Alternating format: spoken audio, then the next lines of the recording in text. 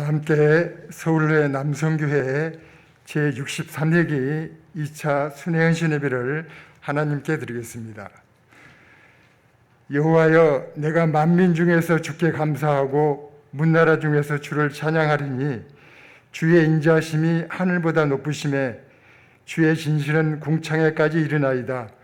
하나님이여, 주는 하늘 위에 높이 들리시며 주의 영광이 온 땅에서 높임 받으시기를 원하나이다. 아멘. 전능하신 하나님 아버지, 은혜의 보좌 앞으로 저희들을 인도해 주시니 감사합니다. 이곳에 임하셔서 저희들이 드리는 예배를 기쁘게 받으시고 신령한 은혜를 베풀어 주시옵소서. 예수님 이름으로 기도합니다. 아멘. 찬송가 445장 후 서울로의 남성교회 연합회 부회장으로 섬기시는 옹황욱 장로님 기도 인도해 주시겠습니다.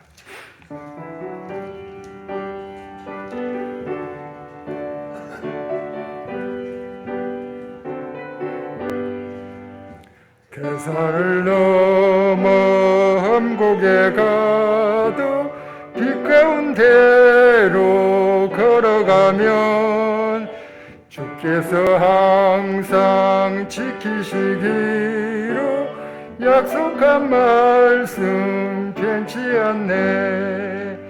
하늘의 영광, 하늘의 영광, 나의 맘속에 차고도 넘쳐 할렐루야를 힘차게 불러 영원히 주를 찬양하리.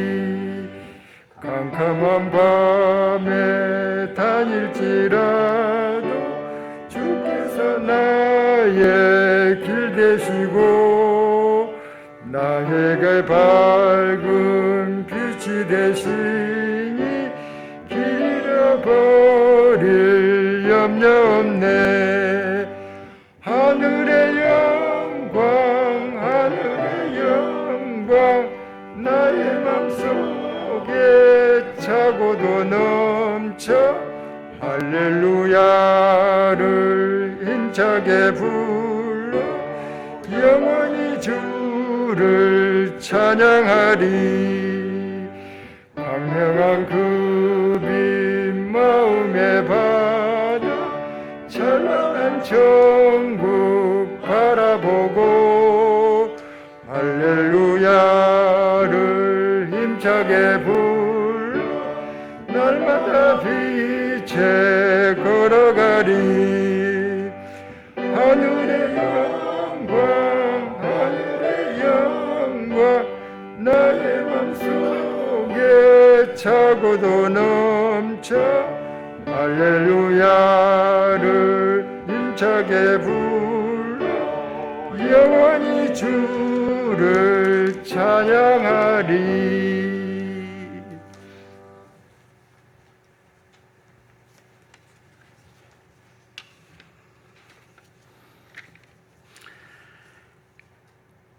고마우신 하나님 아버지, 십자가의 절망을 넘어 부활의 희망을 보여주신 그 크신 은혜에 감사와 찬송과 영광을 올려드립니다.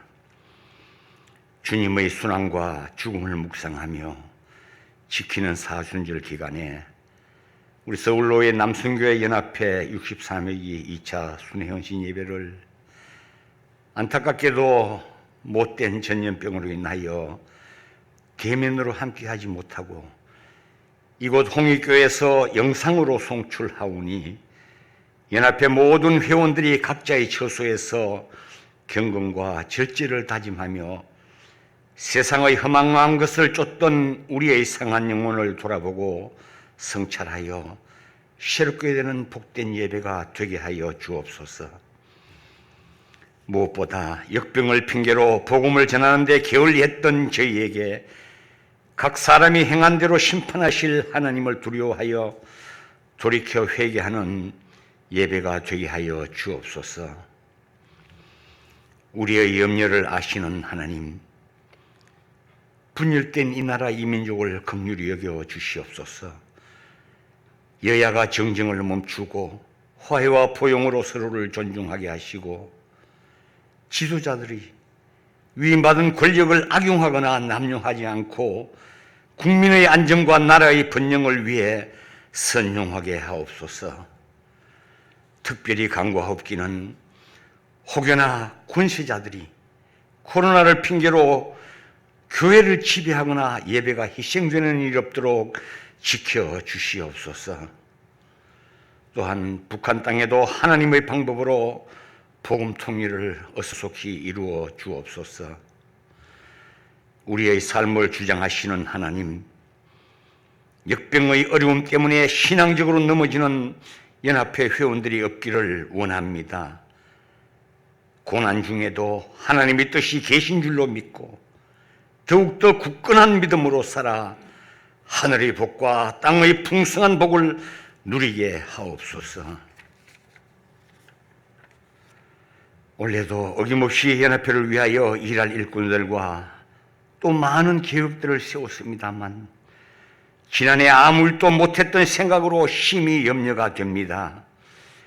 이 어려운 시기에 연합회가 감당해야 할 사명을 잘 감당하도록 속히 전염병을 소멸시켜 주셔서 열심을 다하여 주의 일을 할 수 있도록 허락하여 주시옵소서. 고마우신 하나님, 오늘 귀한 장소를 제공한 홍익교회와 성도들을 기억하여 주옵소서. 코로나로 인해 목회의 별것 변화가 불가피하여 노심초사하실 최영걸 담임 목사님에게 성령 충만과 영육의 강건함을 허락하여 주셔서 날로 교회가 부흥되게 하시고 성도들의 삶이 만사가 형통케 하옵소서. 지역 불신자들께 삶의 지표가 되고 한국교회에 하나님이 기뻐하시고 감격하시는 본이 되는 홍익교회가 되도록 역사하여 주옵소서. 말씀을 대언하시는 배요한 목사님과 신일교회 위에도 동일한 은혜를 허락하여 주시고 오늘 선포하시는 하늘의 말씀으로 저희와 은혜가 풍성한 영의 양식이 되게 하옵소서.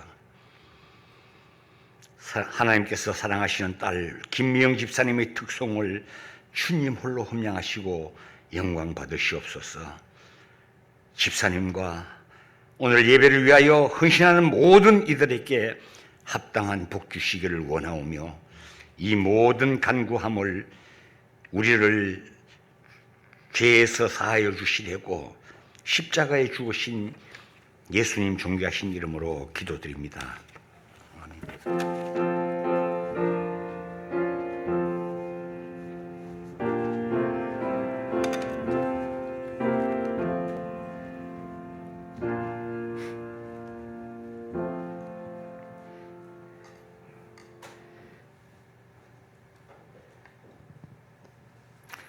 홍익교회 남성교회 연합회 회장이신 박수영 장로님, 성경 봉독 후 홍익교회 김미영 지사님 특송 읽겠습니다. 하나님이 주신 말씀은 구약 에레미야 애가 3장 19절로 26절까지 말씀입니다. 구약 1146쪽입니다. 에레미야 애가 3장 19절로 26절까지의 말씀 봉독합니다. 내 구초와 재난 곧 쑥과 담즙을 기억하소서. 내 마음이 그것을 기억하고 내가 낙심이 되오나 이것을 내가 내 마음에 담아 두었더니 그것이 오히려 나의 소망이 되었사오면 여호와의 인자와 궁율이 무궁하심으로 우리가 진멸되지 아니함이니이다. 이것들이 아침마다 새로우니 주의 성실하심이 크시도소이다. 내 심령에 이르기를 여호와는 나의 기업이시니 그러므로 내가 그를 바라리라 하도다. 기다리는 자들에게나 구하는 영혼들에게 여호와는 선하시도다. 사람이 여호와의 구원을 바라고 잠잠히 기다림이 좋도다. 아멘.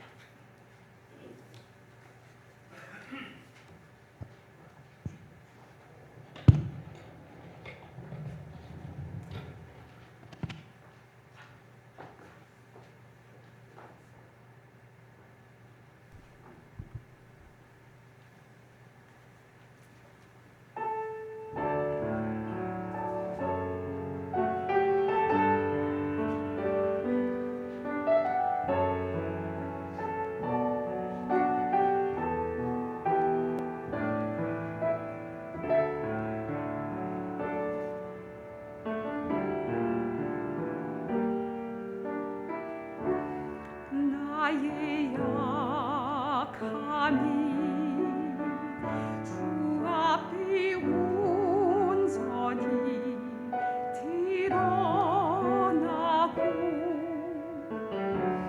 나의 약함을 주 앞이 겸손히 아뢰되 주의 능력으로 강하게 되리 그 약함까지도 빛나게 되리 주의 능력으로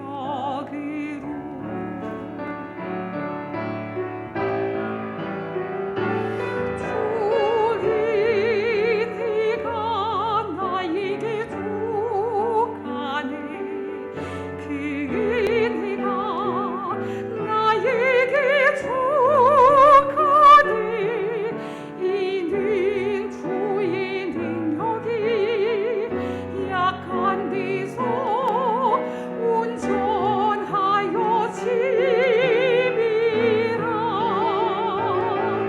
주의 은혜가 나에게 족하네 그 은혜가 나에게 족하네 나를 강하게 하시는 주님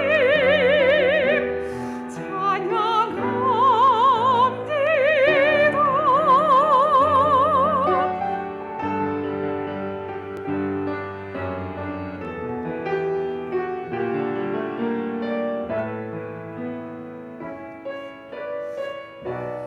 주의 능력으로 강하게 되리 그 약함까지도 빛나게 되리 주의 능력으로 주의 은혜가 나에게 족하네 내 은혜가 나에게 족하네 나를 강하게 하시는 주님 찬양합니다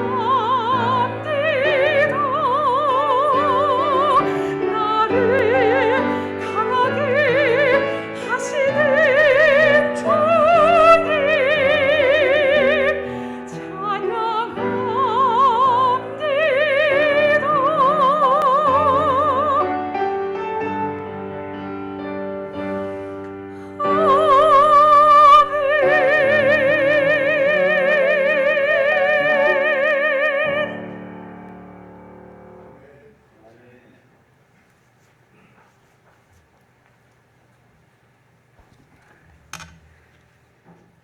이어서 신일교회를 섬기시는 배형환 이 목사님께서 인간의 무능 하나님 회복이란 제해 제목으로 하나님의 말씀 주실 때 많은 은혜 받으시기 바랍니다.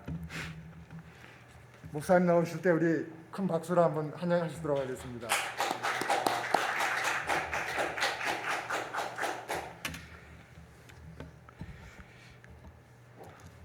오늘 이 본문은 구약의 대표적인 예언자인 예레미야가 조국 남유다의 멸망을 슬퍼해서 부른 슬픈 노래 예레미야 애가입니다. 고대 근동의 7세기 초반, 정확하게 말하면 기원전 605년에 갈그미스 전투라고 하는 아주 중요한 전투가 있었습니다. 이 전투를 이해하는 것이 오늘 본문 이해하는 데 매우 중요하기 때문에 잠시 그 배경을 말씀드리겠습니다. 구약시대 기원전 7세기 이전까지 고대 근동의 전통적인 강대국은 아수르와 애굽이었습니다. 그런데 아수르의 힘은 점점 약해지고 그래서 기원전 7세기 당시의 최강대국은 애굽이었습니다. 그런데 이때 그 애굽을 위협할 만한 아주 큰 강대한 새로운 나라가 등장합니다. 그 나라가 바로 바벨론입니다. 그러니까 이제 신흥 강대국으로 힘을 점점 키워가는 바벨론이 강성해져서 영토를 남쪽으로 확장을 하게 됩니다. 그러다 보니까 이제 신흥 강대국인 바벨론은 남쪽으로 확장을 하고 싶어 하고, 전통적인 강대국인 아수르와 애굽은 그 힘을 견제하려고 합니다. 그러다 보니까 이 두 세력 간에 큰 전투가 벌어집니다. 세력을 확장하려고 하는 바벨론, 그 확장세를 꺾으려고 하는 아수르와 7세기 최대 강대국인 애굽, 이 두 나라 연합군이 전쟁을 하게 되는데, 그 전쟁이 기원전 605년의 갈그미스 전투입니다. 자, 그러면 이 결과가 어떻게 되었느냐? 여러분 아시는 대로 결국 바벨론이 애굽을 꺾고 승리를 합니다. 그리고 이 전쟁에서 진 애굽은 이 전쟁의 후유증을 아주 혹독하게 겪게 되지요. 전투와 전쟁에서 진 결과로 수치와 비명, 전사자들이 애굽 전역에 넘치게 됩니다. 그리고 이 전투의 결과로 애굽은 주저앉게 되고 바벨론이 그 당시 온 지역의 패권을 장악하게 됩니다. 그런데 여기서 중요한 것은 하나님을 믿는, 그리고 예레미야가 활동했던 남유다는 어느 편에 섰는가 하는 겁니다. 안타깝게도 이 전투에서 남유다는 패한 쪽, 그러니까 애굽의 편을 들었습니다. 애굽이 그런데 멸망을 했지요. 바벨론이 이제 남유다를 가만히 둘 리가 없습니다. 그래서 이제 남유다는 망할 일만 남게 되었습니다. 적과 한편이었던 남유다에 대한 바벨론의 혹독한 응징이 이제 시작되기 때문입니다. 그래서 605년 갈그미스 전투에서 승리한 바벨론은 파죽지세로 남유다를 공격합니다. 그래서 두 번을 공격해서 남유다의 아주 젊고 전도가 유망한 수많은 젊은이들을 포로로 잡아갑니다. 그리고 제3차 마지막 공격으로 남유다를 완전히 멸망시키려고 도모를 하죠. 그런데 우리가 아는 남유다의 수도가 예루살렘 아닙니까? 이 예루살렘을 함락시키는 일은 아주 어려운 일입니다. 예루살렘은 해박 700m가 넘는 고지에 기드론과 흰놈 골짜기 위로 솟은 언덕 위에 세워진 천의 요새였습니다. 그래서 바벨론은 이 예루살렘 성을 함락시키기 위해서 엄청난 군대를 동원해서 무려 1년 6개월 동안이나 예루살렘 성을 겹겹이 포위합니다. 그리고 모든 물자가 예루살렘 성으로 들어가는 것을 완벽하게 통제하게 되지요. 그 기간이 무려 1년 6개월이 지나다 보니까 갇혀있던 예루살렘 거민들이 너무나도 극심한 빈곤과 배고픔에 처하게 됩니다. 그래서 심지어 부모가 자신의 자녀를 잡아먹기까지 하는 비참한 지경에 이르자 예루살렘 성은 안타깝게도 함락이 되었습니다. 자, 그토록 자랑했던 예루살렘 성과 성전은 무너지고, 배가 고파서 부모가 자식을 잡아먹고, 또 미래 세대의 주역이 될 청년들은 다들 바벨론에 포로로 잡혀가고, 이런 기가 막힌 상황, 너무 슬프고 힘들어서 탄식 소리조차 끊겨버린 상황입니다. 그래서 이런 상황에서 예레미야는 슬퍼서 슬픔의 노래 애가를 지어 부릅니다. 그것이 바로 예레미야 애가입니다.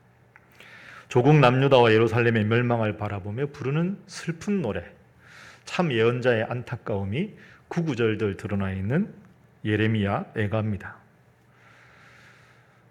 여러분, 제가 배경을 잠시 여러분들과 나누었습니다. 우리도 인생을 살아가다 보면 이런 막다른 골목에 처할 때가 있습니다. 완벽한 절망의 상황, 너무 울어서 이제는 더 이상 울 기력조차 완전히 쇠해버리는 그런 상황. 그렇게 보면 어쩌면 오늘 우리가 처한 이 코로나19의 상황이 오늘 본문의 상황과 어느 정도 맞닿아 있다고 생각합니다. 경제는 어려워지고 자영업자들은 점점 힘들어가고 모두가 눈에 보이지 않는 이 바이러스 때문에 불안하고 두려워하고 있습니다.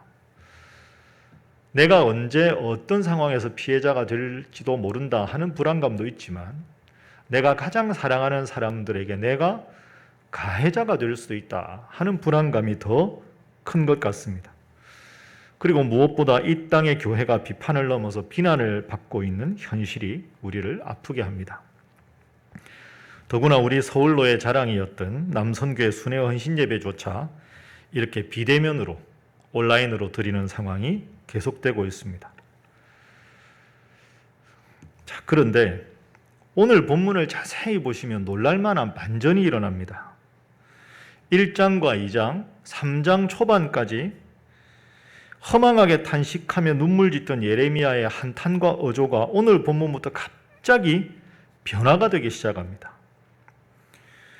3장 19절부터 26절 오늘 본문인데요. 자세히 읽어보시면 갑자기 예레미야가 소망을 노래합니다.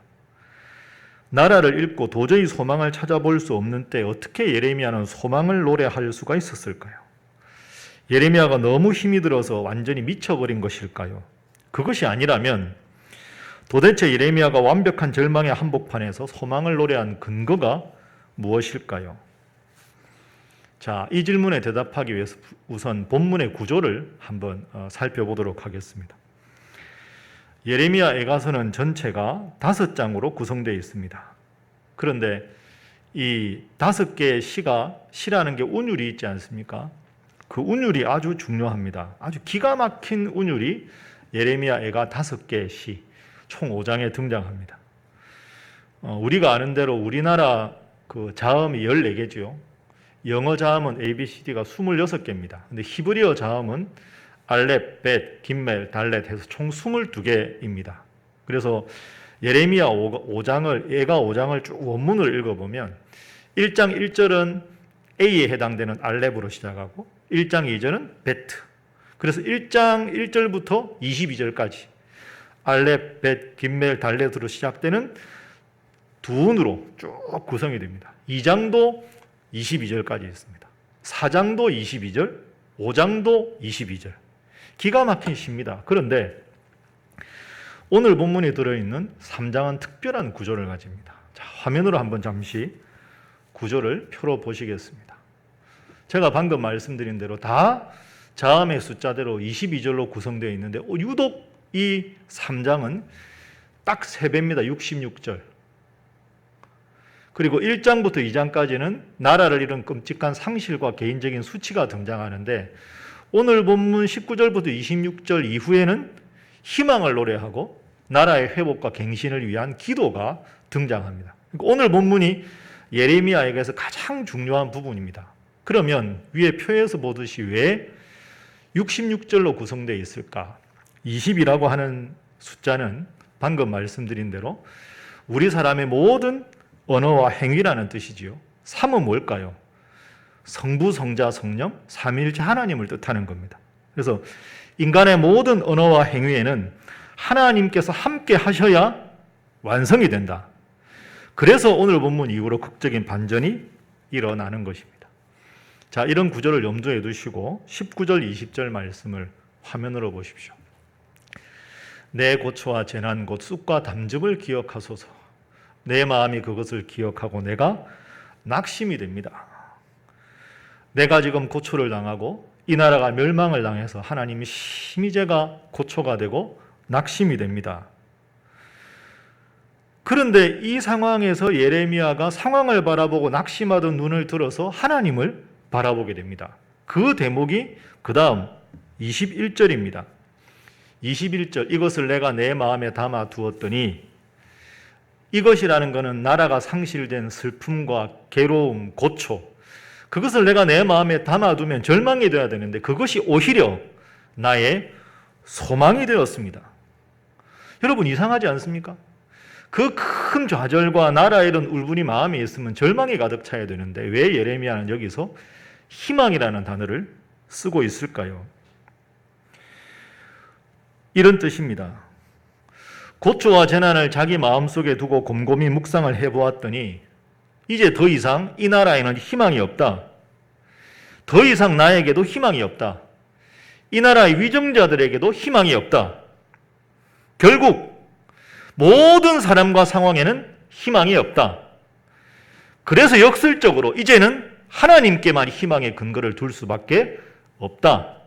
그러면 하나님이 계시니 절망적인 이 상황이 도리어 하나님을 바라보고 희망의 상황이 될 수가 있다.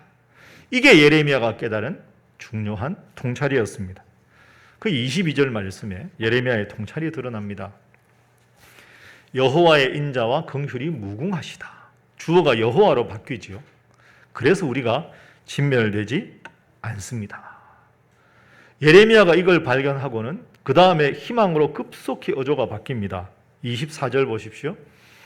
내 심령에 이르기를 여호와는 나의 기업이시니 그러므로 내가 그를 바라리라 하도다.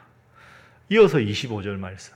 하나님은 선하십니다. 그리고 마지막 26절에서 예레미야가 이렇게 고백합니다. 우리의 모든 희망이 끊어진 자리에 하나님이 희망이 되어주시니 사람이 여호와의 구원을 바라고 잠잠히 기다림이 좋도다. 그렇습니다. 절망과 비탄에 빠진 예레미야가 다시 소망과 회복을 말할 수 있는 근거는 현실을 바라보던 자신의 안목을 거두어서 절망을 희망으로 바꾸어 주실 하나님을 바라보았기 때문입니다. 탄식과 희망 사이, 탄식과 희망 그 사이에 하나님을 바라보는 예레미야의 무한한 신뢰와 믿음이 있었던 것이죠. 상황은 달라지지 않았지만 절망을 희망으로 바꾸어가고 있습니다. 탄식을 희망으로 바꾸시는 하나님이십니다. 사실 오늘 본문의 전후 맥락을 자세히 우리가 한번 읽어보면 이 남유다 사람들은 멸망당하기 전까지도 자신들의 믿음에 대한 선민의식이 있었습니다. 우리만큼 하나님을 잘 믿는 민족은 없다. 우리만큼 하나님의 사랑을 받고 선택을 받은 민족은 없다. 이게 우리가 아는 이스라엘 사람들의 선민의식이었죠. 그래서 하나님이 우리를 지키시기 때문에 결코 우리는 멸망할 수가 없다. 아무리 애굽과 아수르와 바벨론이 흥왕해도 우리는 멸망하지 않을 것이다. 그런데 멸망했습니다. 왜 그럴까요? 중요한 통찰은 남유다 사람들이 하나님을 믿기는 했지만 하나님을 1순위로 믿은 것은 아니라는 것이죠. 자신들의 안위와 자신들의 이 나라가 멸망하지 않는다는 믿음이 1순위고 그 믿음을 보장하기 위해서 하나님은 2순위였다는 겁니다. 이 나라가 중요하고 내가 중요하다. 이 나라는 멸망할 수 없다. 멸망할 수 없는 근거가 뭐냐? 하나님 때문이다. 나라가 우선이고 하나님이 2순위였습니다. 그런데 이 나라가 멸망하게 되었습니다. 당시 남유다 사람들에게는 하나님보다 더 중요한 것이 자신들의 안위와 나라의 안정이었기에 나라의 멸망과 성전의 파괴를 예언했던 이 예레미야를 아주 원망하고 미워했던 것이지요. 주변의 애굽이나 바벨론이 자신들의 나라의 안위를 더 확실히 보장해 줄 것 같았을 때는 하나님보다 바벨론을 믿고 하나님보다 애굽을 믿었습니다. 그런데 결국 그렇게 자신들이 믿었던 자신들도 자신들의 조국도 믿었던 애굽도 다 멸망해 버리고 말았습니다. 이제 남유다는 자신들의 모든 근거가 존재 근거가 다 망해 버렸습니다. 이때가 되니 이 남유다 사람들은 자발적으로가 아니고 어쩔 수 없이 하나님 외에는 믿을 분이 없게 되었습니다. 그리고 이제서야 백성들은 다시 하나님을 진심으로 찾기 시작합니다. 절망이 더해져서 절망이 바닥을 치고 나서야 참 희망의 근거가 하나님이라는 것을 깨닫게 된 것입니다. 인간의 무능과 하나님의 회복입니다. 그렇습니다. 예레미야는 바로 이것을 정확하게 바라본 것이지요. 앞서 우리가 읽었던 18절 말씀에서는 예레미야가 나의 소망이 끊어졌습니다. 하나님이 나를 버리셨습니다. 하나님 이 나라를 버리셨습니다. 이렇게 생각했는데 다시 가만히 돌아보니 하나님이 나를 버리시고 이 나라를 버리신 것이 아니었고 이 나라가 패망했지만 다시 하나님께 돌아올 수 있는 기회를 가진 것이니 도리어 이 나라가 희망을 가지게 되었다 하고 외치고 있는 것이지요. 그래서 예레미야는 결국 하나님만 바라보고 잠잠히 기다립니다. 하나님, 제게 이제 주님밖에 없습니다. 하나님, 우리 남유다 사람들 하여금 이것을 깨닫게 해 주셨으니 비록 나라는 망했지만 이 기회로 다시 주님께로 돌이키게 되오니 이제 희망이 있습니다. 하나님 감사합니다. 이것이 예레미야의 애가입니다. 슬픈 노래지만 역설적으로 희망을 노래할 수 있는 것이지요. 오늘 우리에게 이 본문의 말씀을 끝으로 적용을 해봅니다. 여러분 깊이 생각해 보면 우리들도 지금 다들 하나님의 이름을 입으로 부르고 있었지만 사실은 남유다 사람들과 별반 다르지 않다 하는 그런 생각도 깊이 해보게 됩니다. 사랑하는 우리 남성교 회원 여러분, 여러분의 삶의 1순위는 무엇입니까? 하나님이십니까? 과연 그게 맞습니까? 그 어떤 절망과 좌절의 순간에도 하나님만 바라보는 그런 믿음을 가지고 계십니까? 하나님보다는 내 사업이, 하나님보다는 내 가정이, 하나님보다는 내 관심이 더 중요한 것이고 그 1순위를 지탱하기 위한 수단으로 2순위, 3순위로 내가 하나님을 섬기고 있다면 사실은 우리도 남유다 백성과 다르지가 않습니다. 깊이 생각해야 합니다. 반대로 내가 가진 것이 비록 적고 나의 형편이 여전히 어렵고 나의 기도 제목을 하나님이 다 들어주지 않으셨다고 해도 여전히 하나님을 사랑하고 그 하나님을 변함없이 믿고 있다면 여러분은 복받은 성도들입니다. 여러분이 예레미야입니다. 이런 고백을 할 수 있는 사람이 하나님 바라보시는, 하나님이 찾으시는 복된 사람이기 때문입니다. 사랑하는 우리 서울로의 남성교회 회원 여러분, 탄식과 회복 사이, 그 사이에는 인간의 무능과 하나님의 회복, 그리고 그 하나님을 향한 예레미야의 시선이 있었습니다. 하나님을 향한 이 시선, 여러분도 이제 눈을 들어 하나님을 바라볼 수 있기를 바랍니다. 주님 오늘 우리에게 말씀하십니다. 기다리는 자들에게나 구하는 영혼들에게 여호와는 선하시도다. 사람이 여호와의 구원을 바라고 잠잠히 기다림이 좋도다. 아멘. 기도하겠습니다. 사랑의 하나님, 소망을 마음속에 떠올리기는 하나 막상 코로나19라는 어려움 속에서 또 치열한 삶의 현장에서는 하나님이 소망임을 잊고 도리어 하나님을 원망하며 살아가는 부족한 저희들이 다시 한번 고개를 숙입니다.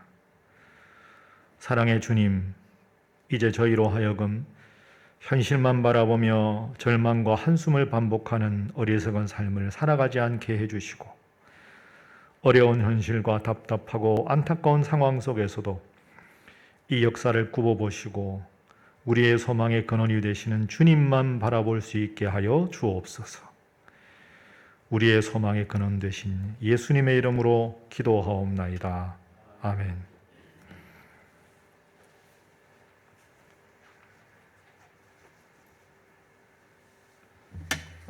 네, 이제 홍익교회를 섬기시는 최영걸 담임 목사님 나오셔서 인사 말씀하신 후 서울의 남성교회 연합회 회장이신 김대진 장로님 인사 말씀 읽겠습니다.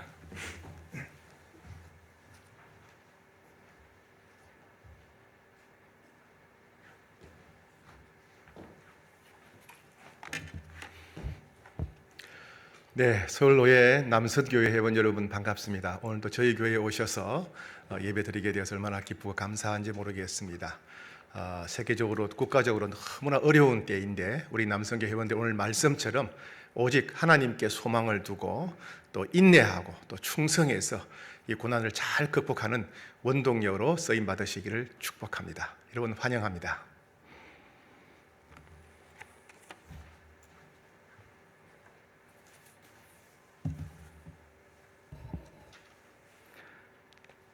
안녕하십니까? 인사드리겠습니다.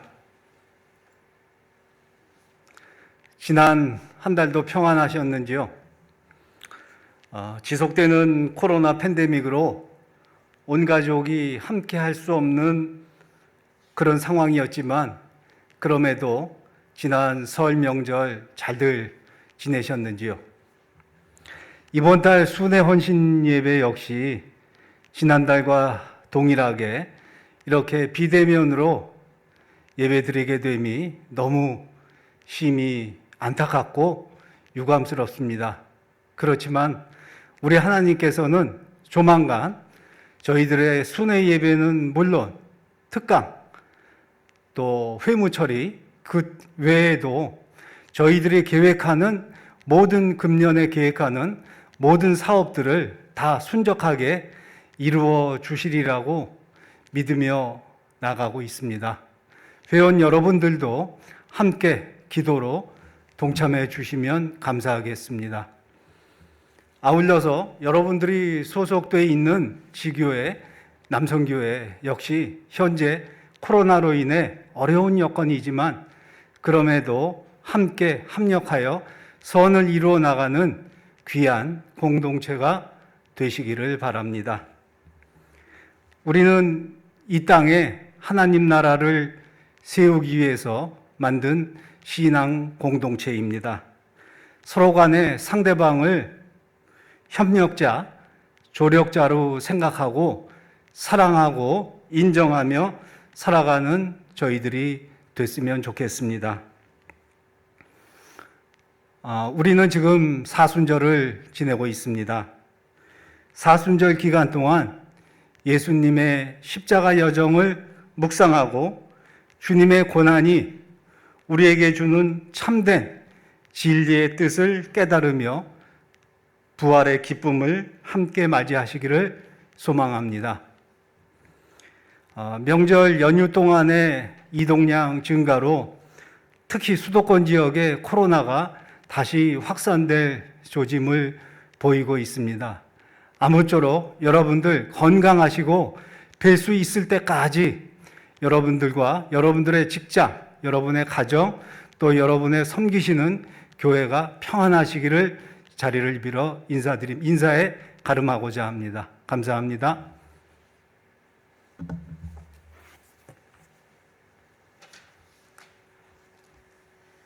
네, 이제 강구 시간이 되겠습니다. 남성교회 연합회 총무이신 이인철 장로님 강구해 주시겠습니다.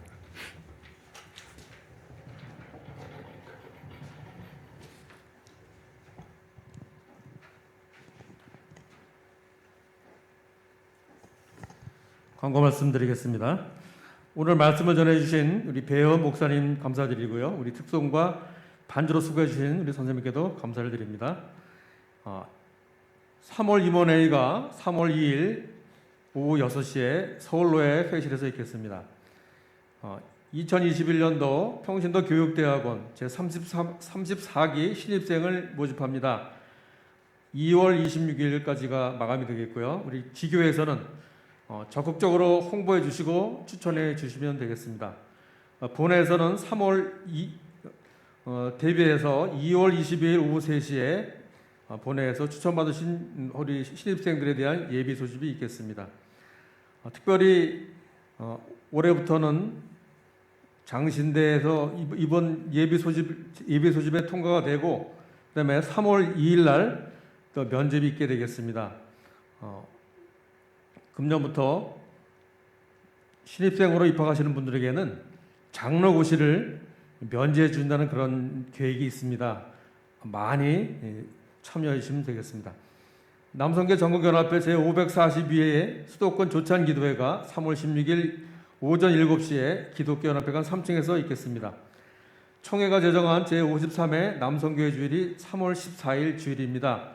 우리 지교회 연합회에서는 교회 여건에 맞춰 남성교회 주일을 지키시고 그 헌금을 우리 남성교회로 보내주시면 되겠습니다. 마지막으로 지교회 2021년도 개편된 남성교회 임원 명단을 연합회 사무실로 제출해 주시기 바랍니다. 이상 광고 마치겠습니다.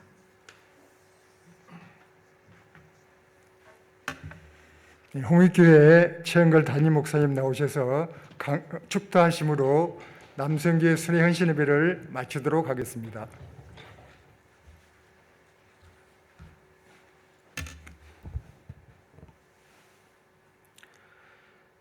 새 생명과 새 인생을 주시는 우리 주 예수 그리스도의 놀라우신 은혜와 예수 그리스도를 보내주시기까지 우리를 사랑하시는 아버지 하나님의 무궁하신 사랑과 이 사랑과 이 은혜를 영원까지 누릴 수 있도록 우리와 함께 하시며 보호하시며 인도하시며 온전케 하시며 능력 주시는 우리 성령님의 신비한 교통하심이 오늘 주신 말씀을 따라 이 힘들고 어려운 고난과 고통의 때에 오직 하나님 제일주의로 하나님께만 소망을 두고 인내하며 승리하며 살아가기로 결단하는 우리 모든 남선교회 회원들과 그리고 또 섬기는 모든 지교회 위에 섬기는 종들 위에 이제로부터 영원히 함께 하시기를 간절히 축원하옵나이다. 아멘.